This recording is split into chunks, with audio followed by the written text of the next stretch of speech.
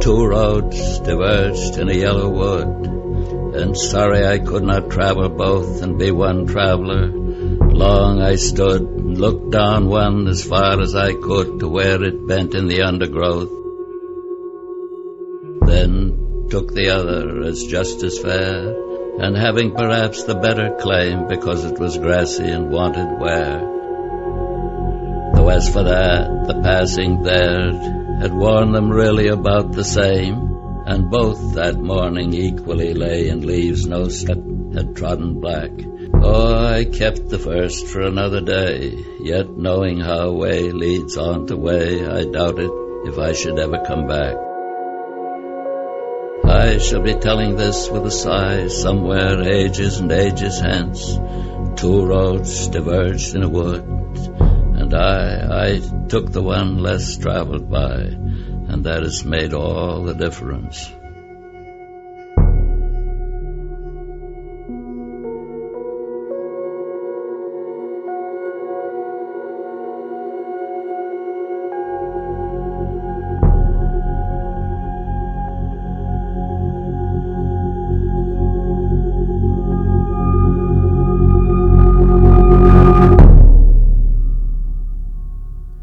Montana. They call it the last best place, and it's beautiful. And in episode 3, we're going to start from the top of Montana at Glacier National Park. We're going to ride roughly 800 miles along the west side of Montana, going through some of the most difficult terrain. We'll pass into Idaho, and then we'll finish in Wyoming in the Grand Tetons. This is without a doubt the hardest impossible route we have undertaken. So we're going to break it into 5 days. Day 1, 155 miles. Day 2, 105 miles. On day 3, 145 miles. Day 4, 155 miles. And day 5, 130 miles. Now, what are the rules? There are none. This route is so difficult and so hard that we just need to survive. Most of this is extremely remote, areas that can't be accessed by vehicles. A lot of it is single trail.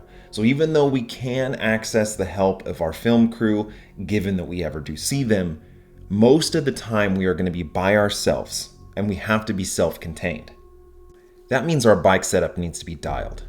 So basically we're going to need our sleep gear, we're going to need our food, we're going to need repair tools, and most importantly, bear spray, because this is literally no joke. New details are emerging about a horrific bear attack that killed a Northern California woman. Happened while that woman was camping in the remote town of Ovando in Montana. Authorities say a bear pulled her out of her tent while she was sleeping. It's left the community on edge. So the riders for this one. Obviously, we have Jeremiah Bishop, two-time national mountain bike champion, co-founder of the Impossible Route, and just straight up badass. But we're also bringing along Eddie Anderson, who's a current pro for Alpicen Fenix, an amazing human, but he's also an Eagle Scout, so he knows his way around the forest. And then there's me, your narrator. My name is Tyler, and I'm your average Joe cyclist. But that's my goal here, is to tell you the story of an average guy doing above average things with above average people. Now, after Impossible Route 2, which might have been the greatest thing I've ever achieved in my life, I had a really busy year. So I did Gravel Locos, I did a bunch of crits, I raced Unbound, did Race Across the West, I did a bunch of family things like Disneyland, we premiered episode 2, we did BWR, and after all of that, I was physically and mentally destroyed. When we got to Montana, all I could do was sleep. I could not get off the couch. Even up to roughly the day before, I didn't know if I was going to be able to start. Tyler is not looking good. He's just been sleeping all day. For the last couple of days. I got him some food. He's not eating anything. What I'm saying is, we're going to have to make a call very soon.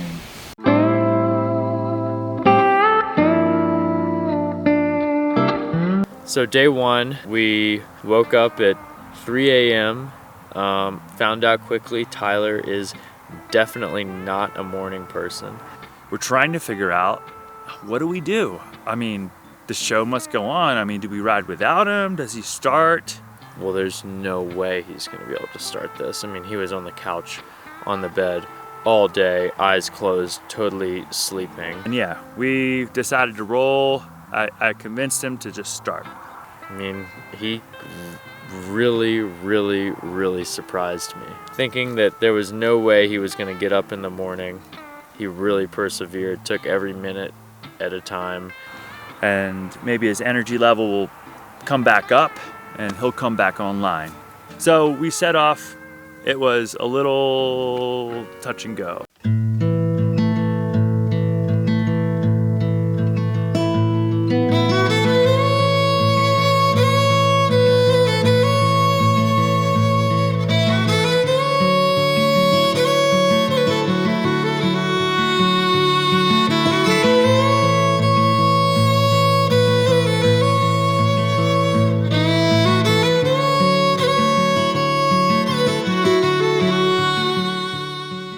I've learned a lot about my body and myself and my mind throughout these impossible routes. And one of those big takeaways is that when you feel like there's no way you're going to start, there's no way you're going to finish, that you're completely out of your league, that you're so stupid for even trying this, if you just pedal, if you just move forward, there will be a light at the end of the tunnel. And in this case, the light at the end of the tunnel is freaking gorgeous. They say luck is when preparation and hard work and opportunity all meet at the same point. And even though I feel like an absolute sack of moldy potatoes, I am the luckiest man on the planet. It's extremely rare to have events come in your life where you know this is it. This is a legacy moment. This is greater than myself. And at least for me, this Impossible Route series is that.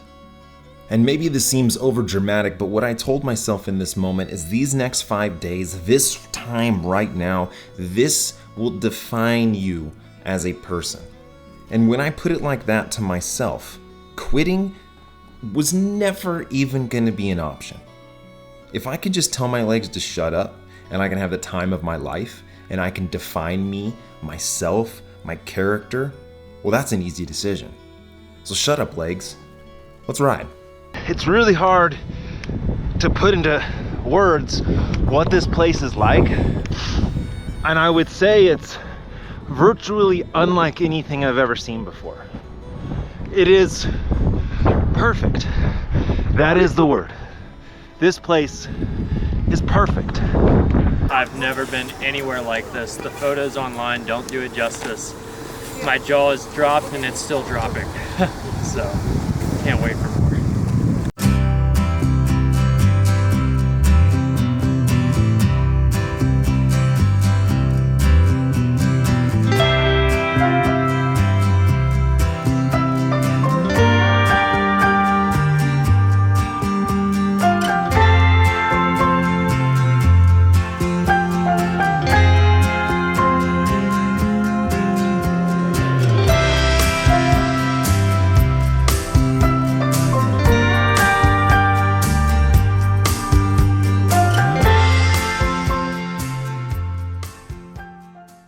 Seeing the sun come up over Glacier that time of day is one of the most beautiful sights I've ever witnessed.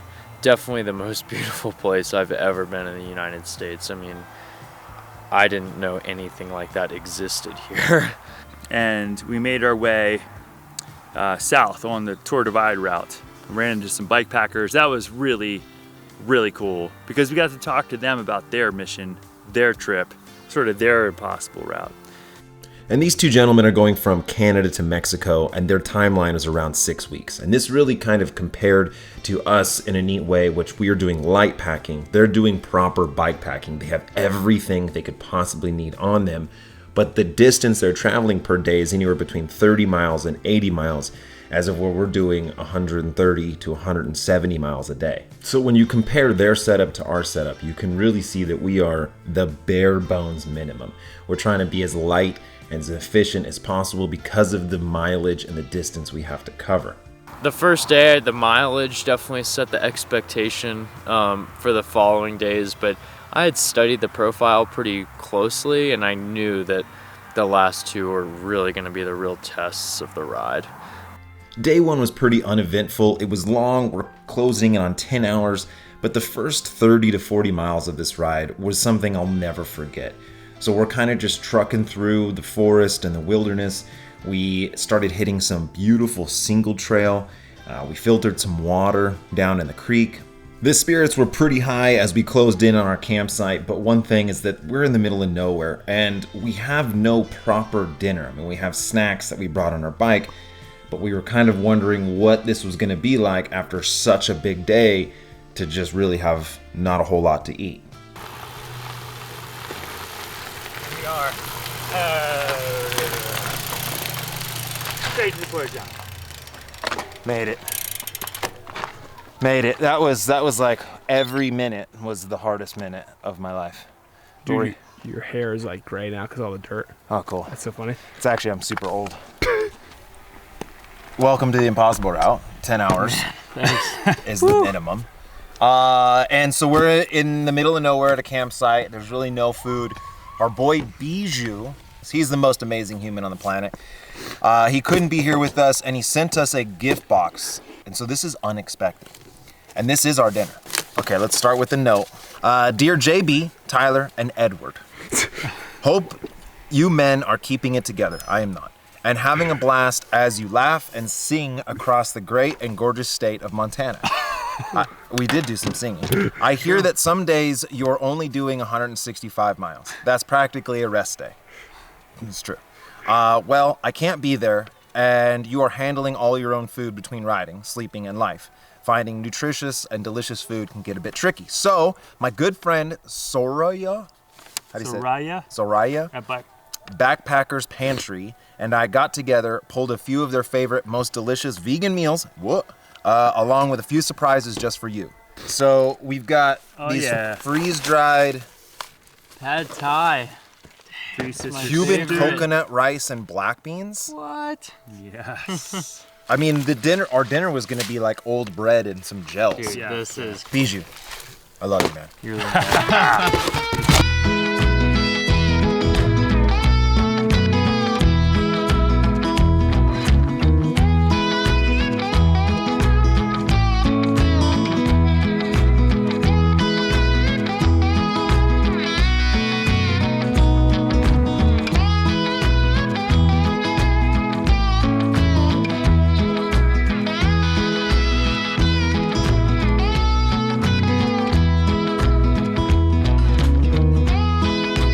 Tyler slept in a hammock last night, and I have never seen someone shiver as much as he did. Turns out you need some insulation underneath you, too.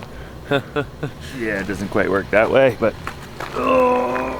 I think some oatmeal and some coffee and just start pedaling.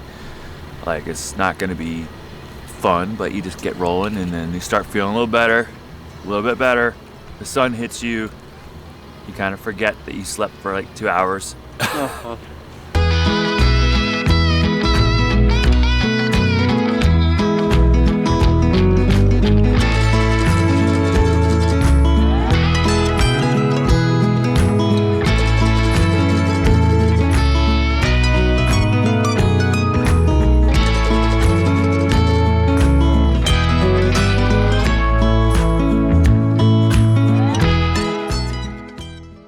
Day 2 was really gonna be soul crusher. And immediately, like, greeted by a big climb and just beautiful views the whole way.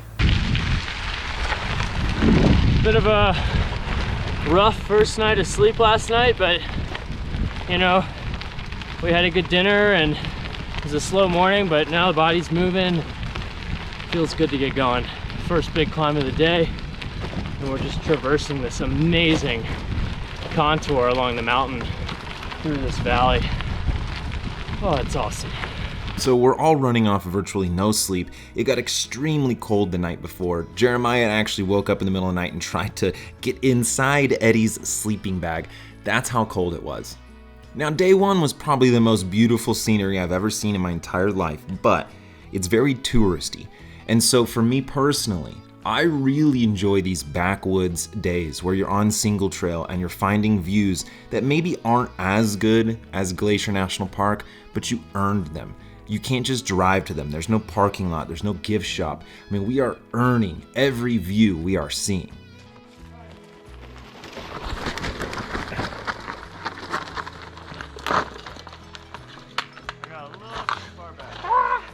Nope. Nope, we are walking. The dirt is like silt. There's like a top layer of powder. It's real slippery. After we crested the climb, there was just this amazing flowing single track descent, like one of the most beautiful, flowing, fun, fast single track downhills I've ever ridden, and I was on a gravel bike. No need to pout, I'm an Eagle Scout. Woo!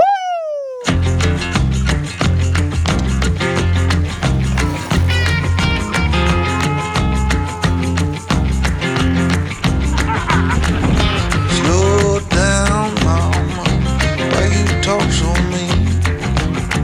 Good Lord, Nashville, it ain't what it seems. Got nice clothes and midnight shows, boogie down at the bar, fiddle tunes and homemade booze, but it always goes too far. Shooting pool, cracker jack. Across one small little village, but they happened to have acai bowls, and they had coffee, espresso, and we were like, well, we're not gonna see anything for the next 6 hours. So we stopped, had a little snack there.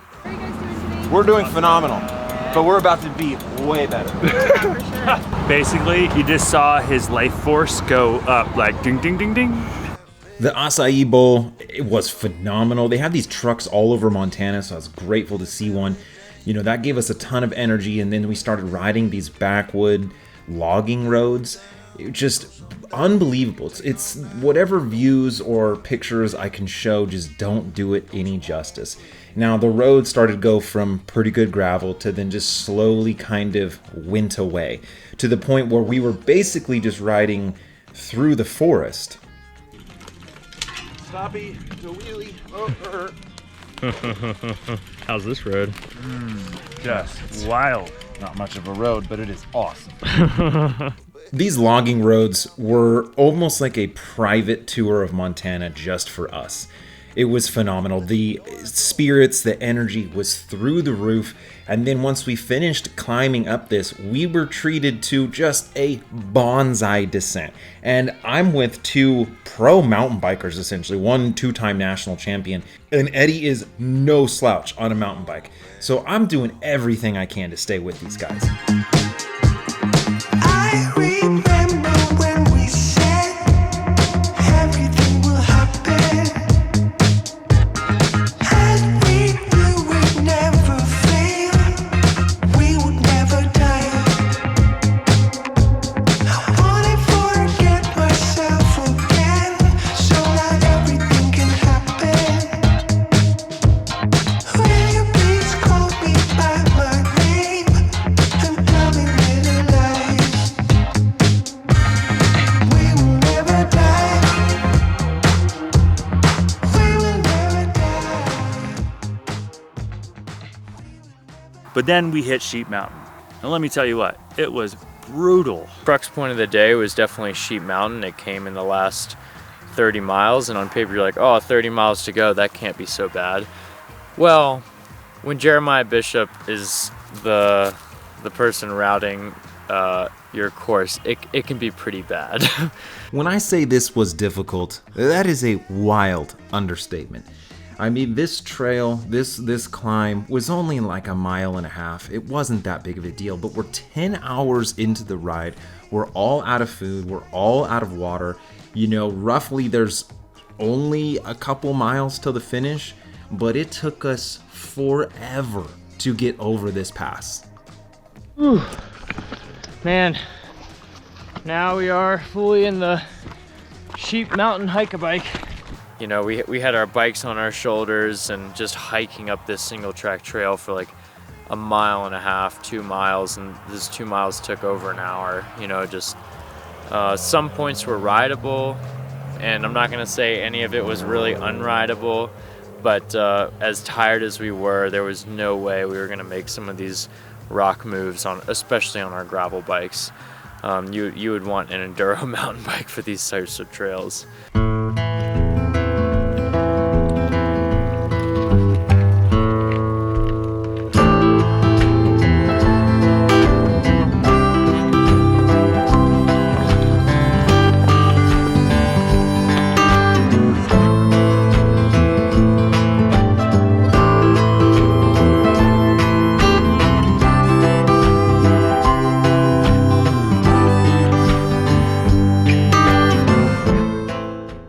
So we torqued and climbed and pushed and eventually got our way to the top of this thing. The descent off the backside, quite rocky, also probably better suited to a mountain bike. But we linked up to some smoother lower trails, which are phenomenal. Trails northeast of Missoula, just, oh, so good.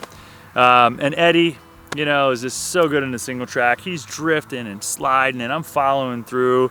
I'm following Jeremiah. We're going like 30 miles an hour, and I see what I thought was this really big raccoon or something run across the trail and up into a tree. Jeremiah slams on the brakes, and all of a sudden we realize it's a baby bear.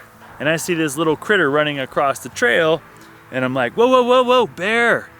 And this little baby bear just runs across the trail, you know, and I stop short, you know, maybe just 10 feet away, and he kind of starts climbing up the tree, and I'm kind of in awe, like, wow, he's moving. I was terrified. You know, I looked to the left, saw another cub up in a tree. So I had been off the back of them just a little bit. So then I roll up and I'm like, what are you guys looking at? And so they're saying it's a bear. So I grab my phone to try to like film. You can't see it on the GoPro, but a gigantic grizzly mama bear stands up on her hind legs, and I say, all right, guys, time to go. Bye. No, don't leave me. Everything went wrong. Like, you're not supposed to get in between the mama and the cubs. You're not supposed to threaten the bear. And obviously we had threatened the bear by screaming in at 30 miles per hour. Fortunately, we were quick with the bear spray. So that encounter with the grizzly bear definitely had spooked us a little bit. In my area, I have a ton of experience with black bears, but this was my first time ever seeing an actual grizzly bear. I was way too close for comfort. I saw her stand up on her hind legs, and she was just massive. And definitely I got the vibe of like, this bear wants to kill us. So as we rode down the rest of the mountain, we all kind of kept looking back. We all sort of thought like at any moment this bear was going to take us down. But we quickly moved on to new problems, which is that it's getting dark, it's getting late, we're still out here on the mountain, we're all out of water, and we have no dinner. We do have some bike packers' pantry left over, but I am hanging on by a thread. Sometimes single track stinks on a gravel bike. Not today. This was so buff and fast and flowing. We're just chasing each other and going through these jumps and whoops. Now you can tell here on my face that I'm struggling a bit, but I don't want to give up on this trip. And so at this moment, while these two chummy chums are just having the grand old, reflection on the day, I'm trying to contemplate how it's at all remotely possible that I start the next day. I'm just in my mind thinking I'm smoked. And all of a sudden, out of nowhere comes Bijou, the greatest parking lot chef in the world, all of a sudden shows up, and he's there for us, to feed us, to cook us food, and your boy's back in the game. It's been a little slow. It's been a rough 2 days. Okay, so on possible route 1, we got the help of the most amazing human on the planet. Bijou, and he cooked us breakfast, lunch, and dinner, and it was just, it made all the difference. And so, we didn't think we were gonna have his help really on the rest of them. So what are you whipping up? We're gonna do. It's been a long, sweaty day out there, so one of my favorite. It's basically a warm potato salad. So it's like a ton of potatoes, vinegar, salt, crunchy things, pickles. It's perfect on a day like this, and I'm gonna make you a vegan bolognese using this stuff. I can't remember who told me this, but someone after watching one of these episodes said, don't forget, any idiot can suffer.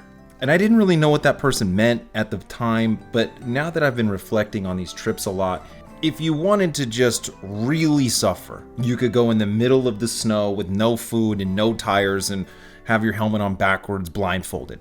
It doesn't really tell any sort of story. Anyone can go out and make things very difficult. The goal with the Impossible Route series is to try to tie together routes that have never been done before, to explore areas, to tell a story, to inspire adventure. The routes and timelines that we have are extremely ambitious, hence the name Impossible Route. These are supposed to be impossible. And sure, we could all eat Pringles and gummy bears and get through it, But with Bijou, this trip has just turned a whole new leaf, and I cannot wait to start tomorrow.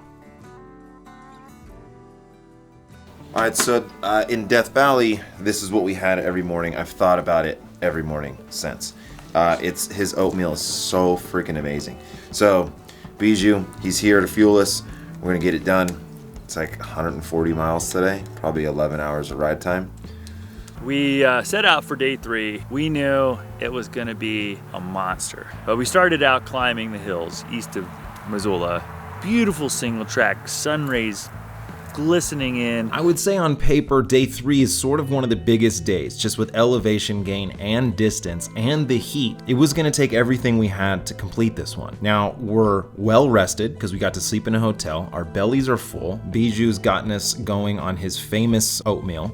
And if we can make it, we actually have booked a really nice hotel in Anaconda, but it's extremely far away. We've got a lot of riding to do. I'd prefer not to camp again if we can make it to the hotel, so we're gonna have to put down some power.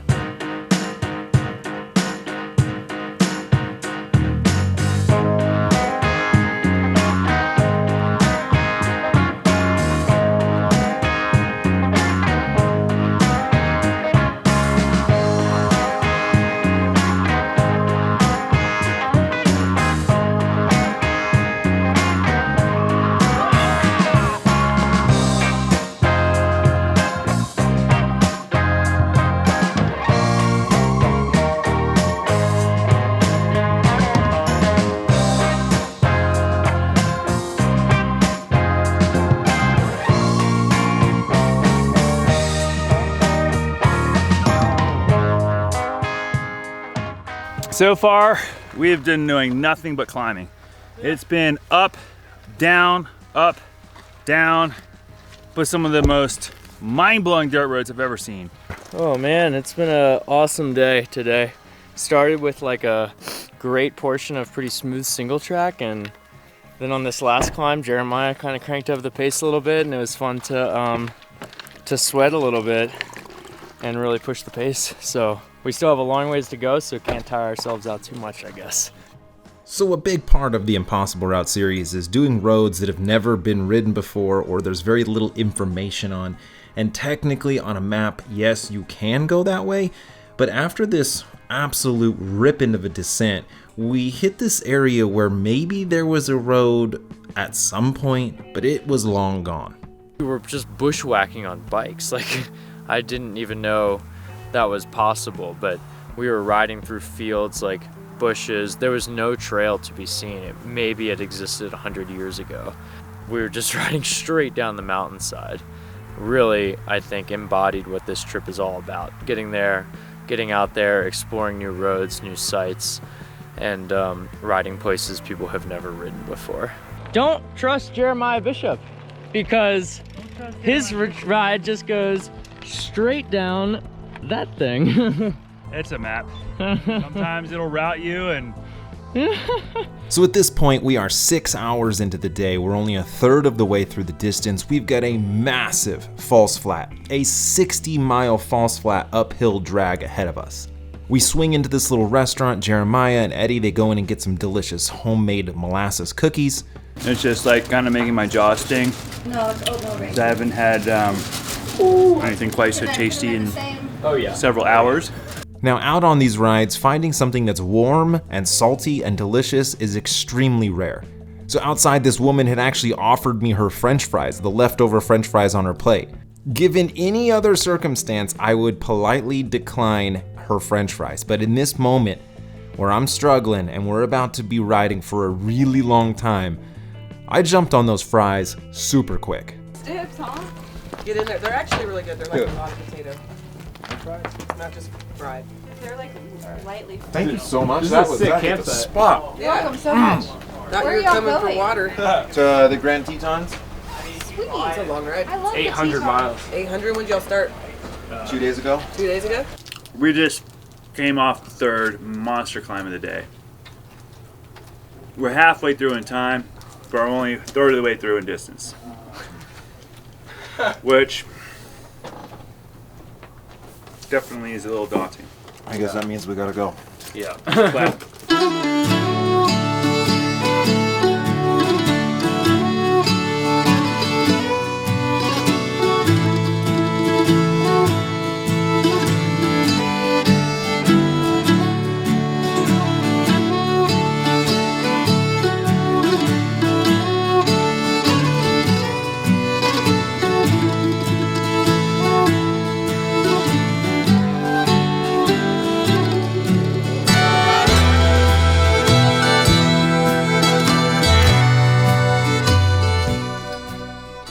One of these days, I truly believe I will be able to tell you the story of how impossibly strong I was and not anyone could touch my wheel. That is not now, that is not today.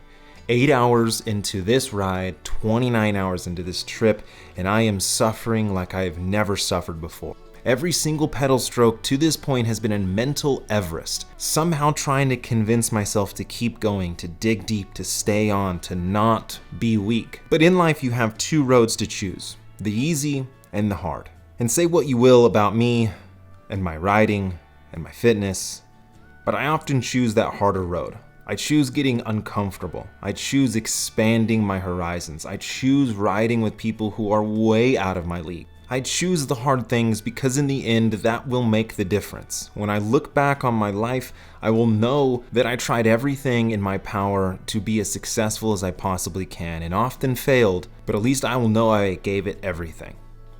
Now we have a good 3 hours of hard riding still left. So we stop at this little river and I decided to completely submerge myself. The river was cold, it was frigid, but I swear this crystal clear Montana water washed away all fatigue that I had built up so far. Washed away any doubts, washed away any negative thoughts, any complaints, any excuses. Gone. I found out on day 3 that there are 2 humans that live inside of Tyler, and one of them is an absolute animal on a bike because he smashed the last 40 miles. He completely flipped the switch, and we rode the last climb super hard and then did a hard rotation and then sprinted into town in Anaconda.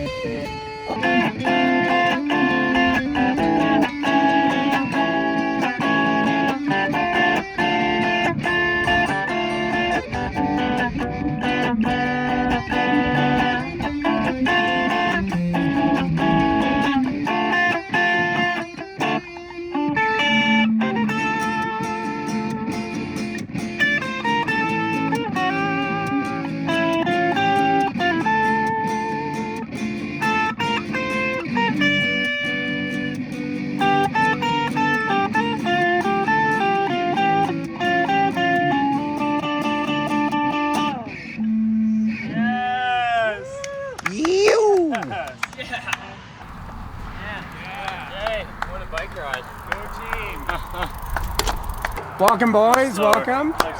You're all smiles today. You guys are... It was like we did 3 rides today. It felt like 3 rides today. We did the beginning with Travis and then gnarly single track bushwhacking on a bike.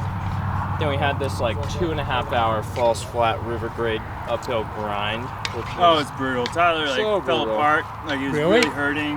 I don't know what happened, but a different human came on the other side of that road. Well, we got in the river, and I think jumping in the river just cooled him down, maybe. Bijou. Yo. This is so good. What is in here? This is freaking. So you guys have. This is amazing. It's rice with the vegan stuff we had yesterday. So we made the Light Life, the vegan rice bowls. Yeah. So except today you've got extra fatty bacon in there. Oh yes. Because look at you. We need to put some fat back on you for the next 2.5 days. Yeah. So you got extra delicious bacon, rice, enchilada burrito. So it's got a lot of flavors in there.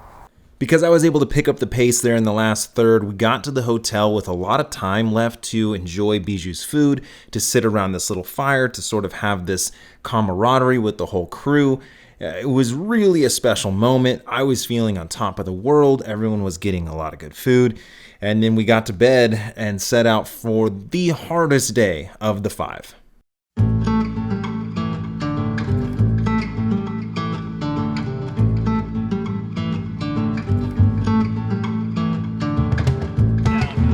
Starting in the dark today. Big one.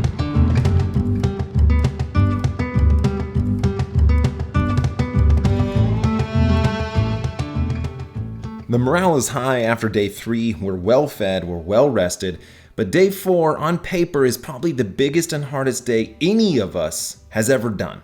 Day 4, man, I knew from the beginning this was going to be hands down the hardest day. Almost 170 miles with 16,000 feet of climbing. It was definitely the queen stage of the impossible route. I mean, I was in a funk there. I mean, I was kind of dizzy, tired, foggy brained. You know, when I'm in a bad spot, I don't tell the other guys. That's the difference. I just manage it. I know it's gonna happen. I know I'm gonna come back up, and we hit some really incredible single track, which was probably the highlight single track of the whole trip. It would glide and slide, and we were whipping and diving and jumping and turning, and you know, that actually got our morale up.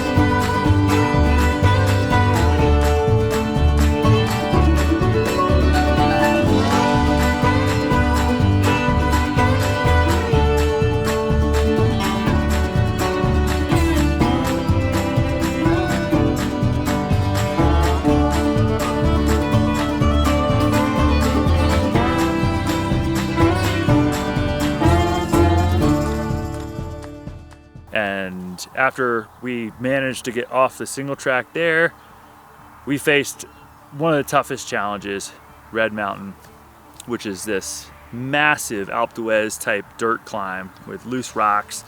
On paper, I didn't really know what to expect going into the climb. Quickly, it turned into this just rough, rocky, 12% average grade for 5 miles. Like, just one of the hardest climbs I've ever done on a gravel bike.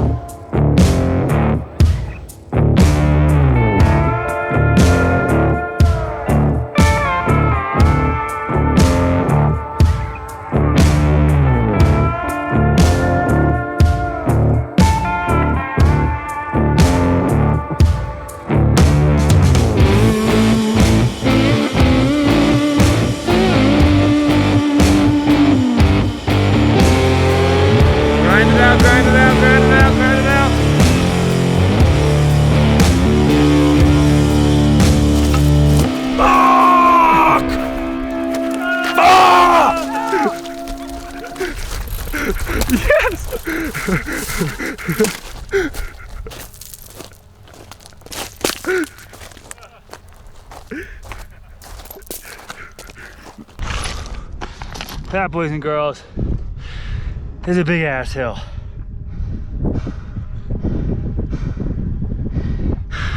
You know, look, the camera doesn't show any justice. There's like really sharp rocks and they're so loosey-goosey on top. And it's thick, it's chunky. And so not only are we super high up, but it's super steep, and then there's just no traction. And so you're having to just absolutely empty the tank to get up here. I can't believe we're up here. I mean, this is, imagine if there wasn't a forest fire, what you would see up here. I mean, this is just wild. Now, Red Mountain was an out and back, so we actually had to descend down what we just climbed up. And I'm telling you, this road is so chunky, so technical, and I'm with Eddie, I'm with Jeremiah. These guys are dropping me on every climb, so I'm trying to maybe not get dropped on a descent. I'm trying to hang with these guys. I'm pushing myself really to the limit. I'm fatigued, and I lost it.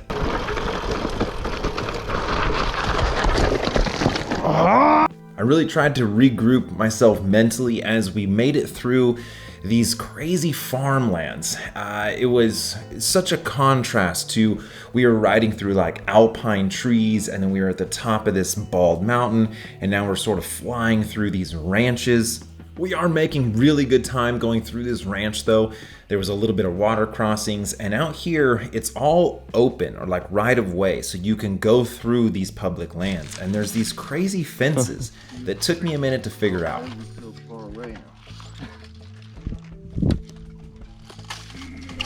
Oh shit. Okay. Yeah. No, that makes it easier. All right. There we go.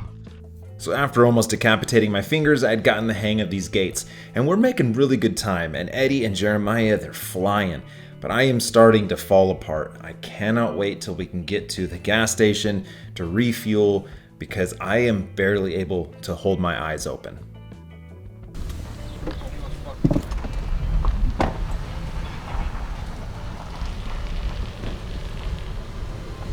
Hey, we need a credit card. Yeah. You gotta go.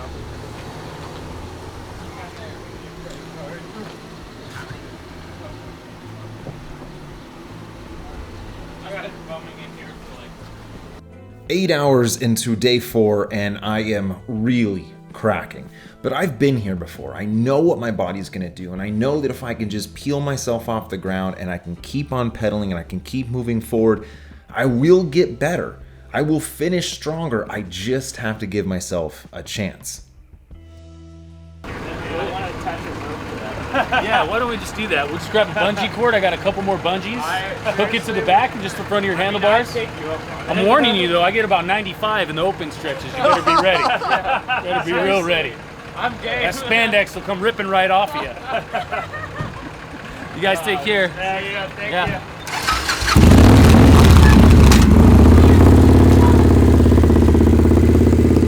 That guy just offered you guys a ride?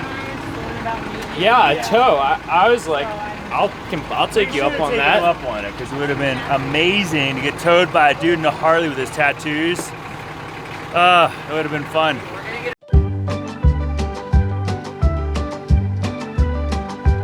I've been trying to break through. I've been dying to be with you, but my attempts have often failed, and the way the day has sailed, it was gruesome to remain. What I mostly did was to complain, and with every failed attempt. And then the last 40 miles was really the second test of the day. Woo! Man, we are like 10 hours into this ride. I am feeling it. We'll be pushing daylight on this one.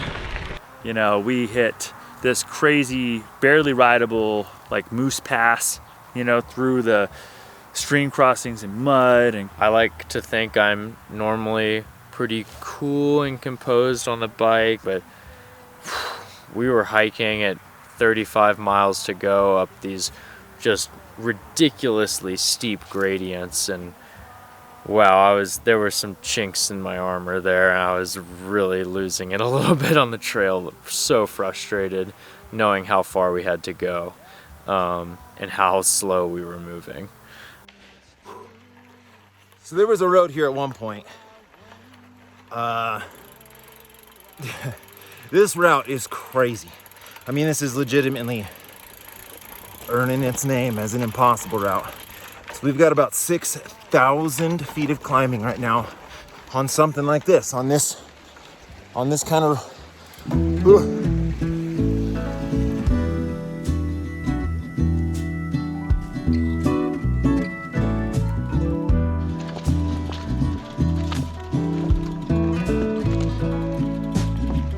Holding on to the hand of self-destruction.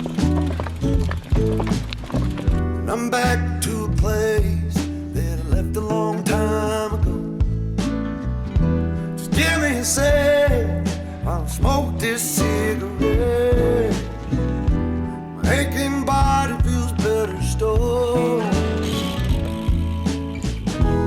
What do you do when you pick up my guitar and too much on your plate when the need to escape? Everything will be better when I find a way.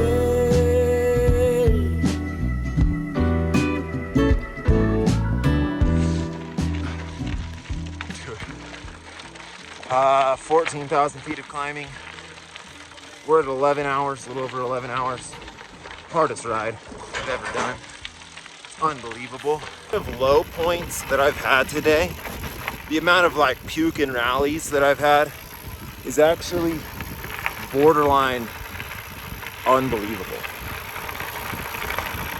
Before I jumped in the water, I mean, I couldn't even keep my eyes open. My eyes were closed.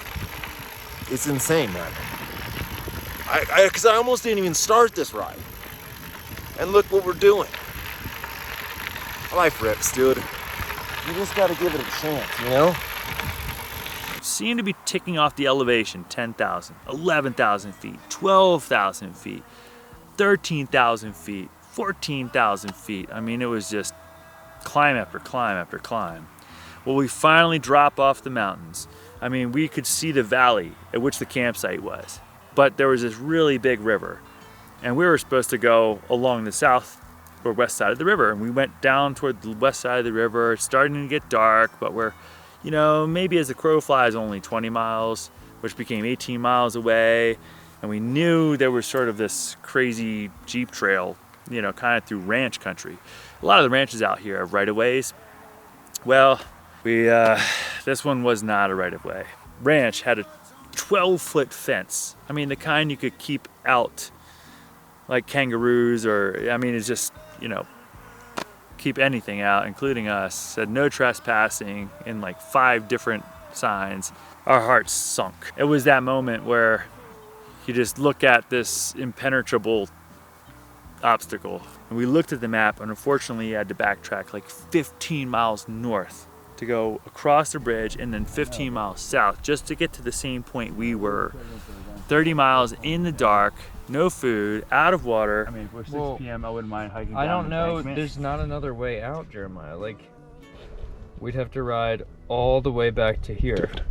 Yeah, that's a 20-mile detour. Ooh, shall we? Shall we what? Well, I think we have. At some point, we just have to do our best and keep moving. But that is obviously impossible. I'm gonna chalk it up to fate or God or something, because there just happened to be a pickup truck driving through. The one, like, this is the middle of nowhere. Ultimately, we flag it down, and it's a super kind couple just out for a drive exploring. Look, we are in a real bad spot. Yeah, you are. To get back to where there's a road, because this looked like it went through. I mean, Across the bridge, we're gonna die. In the truck? Is that okay? That's fine. I'm not gonna leave you out here, man. Yeah. And yeah, they gave us a ride back. So I guess the impossible route, it's impossible.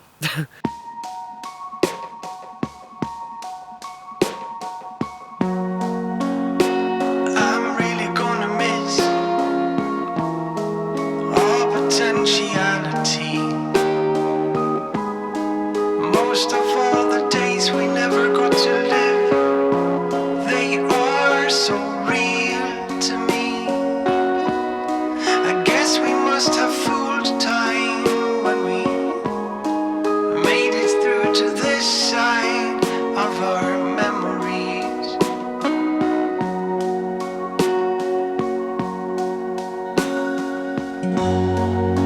Time is all we have, but time is left for real. That makes us a little lost here. It makes existence itself a little hard to believe, but just have faith, my dear. I'm sorry if I made you think. So despite me looking like a total train wreck, my recovery score this morning is 84%. That's fantastic. We're way up. Resting heart rate is down. HRV is up. Just one more day. Just one more day. Like, you can do anything if it's the last day. So, we're gonna get it done. At least we're not waking up super early. It's 7 right now, right? So we're probably gonna roll at like 8. That's gonna be great. I feel like a different human being this morning. Like, I really don't even know how to describe how I feel right now. out of body, like, I've never been this exhausted. I'm definitely very sore. Muscle in the back of my arm is just, I'm just definitely crushed.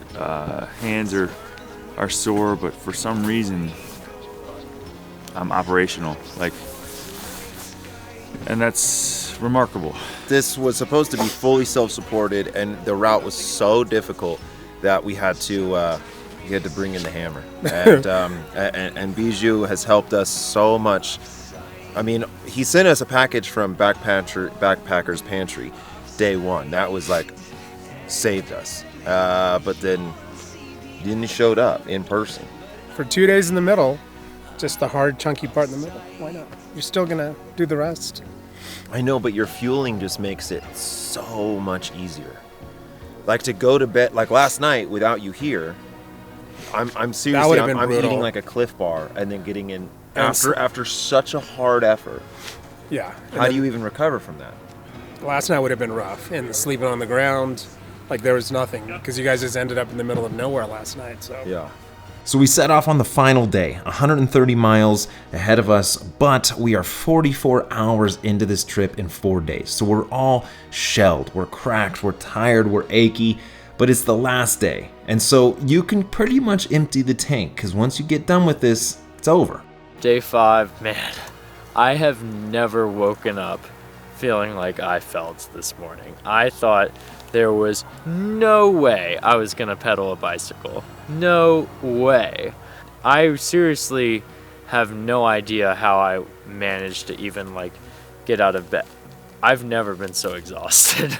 But, you know, after downing some of Bijou's amazing oatmeal, yeah, that got me rolling for day 5.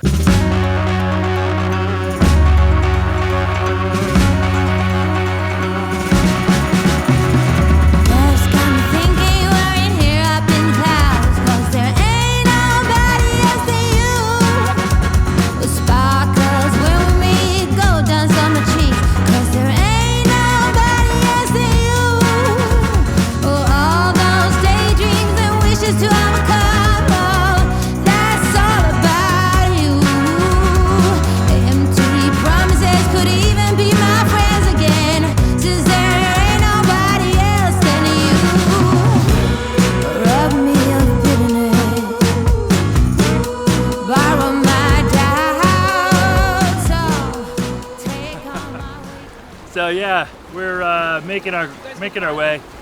Nothing like an ice cold snow melt river to cool off. Ah, yes! Don't do that.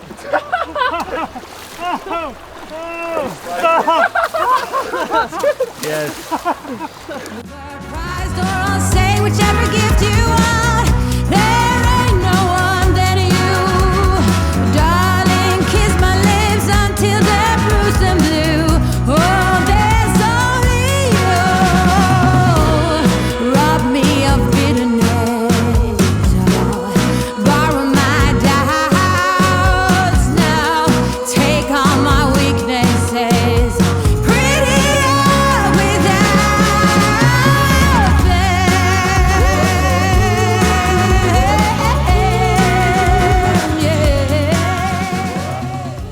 The vibes were way up on the final day because we knew we were so close to being done.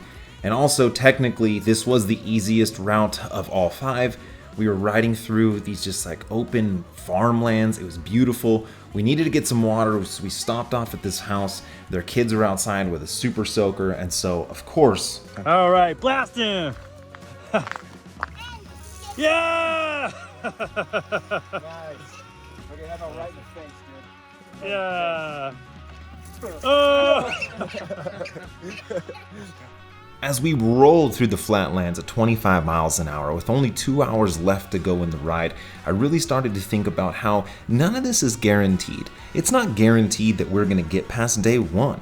And so when you're this close to the finish, you can't help but be filled with complete and utter joy for life. We're going to make it to the final climb, right to the edge of Glacier National Park. We finished the day on a climb up to Grand Targhee Resort. But we have this 3,000 foot climb from the valley floor. And I mean, this thing turns left and right, switchbacks, climbs up into elevation.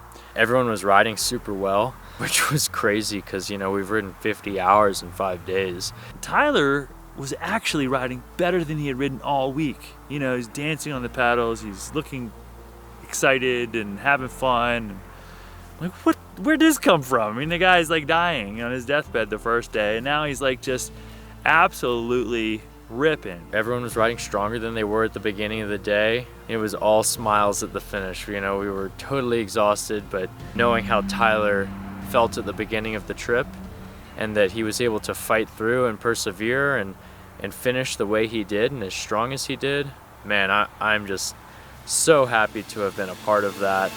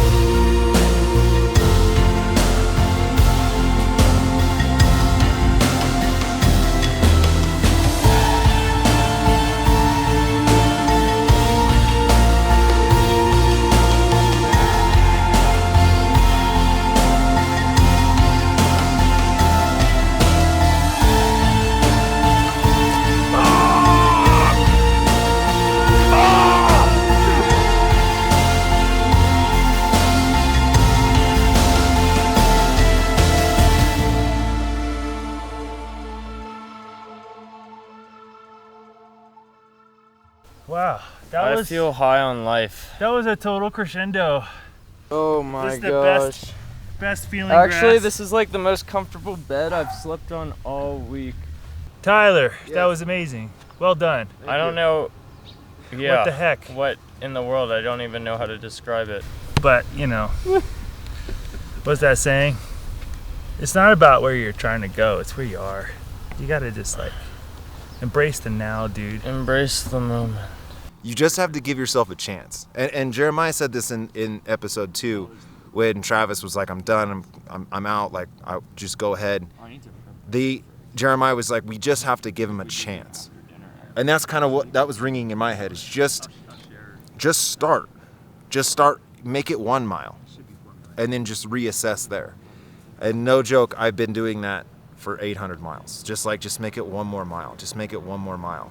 And it's so crazy how close I was to not doing this, to not riding, to quitting every day. And then you make it, and you just surprise yourself. And then that resets your whole spectrum in life on what you think you can and can't do, and what is hard, and what just puts everything in perspective. All right, so this is the 3rd one we've done this year. This time we brought on the very fast and very capable Eddie Anderson. What was so amazing about him is that he brought more to this trip than just his persona and him riding a bike. He's an Eagle Scout, and he was helping with navigation, he was helping with logistics, rerouting. I mean, he helped our sleep setup. I mean, the guy was just like an ace. So thank you, man. Well, thank you guys for letting me be here, and thank you to my team, Alpicen Fenix, for letting me be here. And yeah, this is the experience of a lifetime, seriously, and I mean that fully, because this is one of, if not the coolest thing I've ever done. Go on an adventure like this and to get in a dark space and then to get out of the dark space without killing each other, it's like such a bonding thing. And I think it's like, I think we're all closer friends because of this. All right, guys, thank you so much for watching. These have been so much fun to do. And during these, we always kind of have a quote that sums up the whole trip. And we were riding a couple days ago, and our Eagle Scout out here had thrown out this one quote that seemed so fitting and so beautiful. I shall be telling this with a sigh, somewhere in ages and ages hence. 2 roads diverged in a wood, and I took the one less traveled by, and that has made all the difference. Little Robert Frost for you.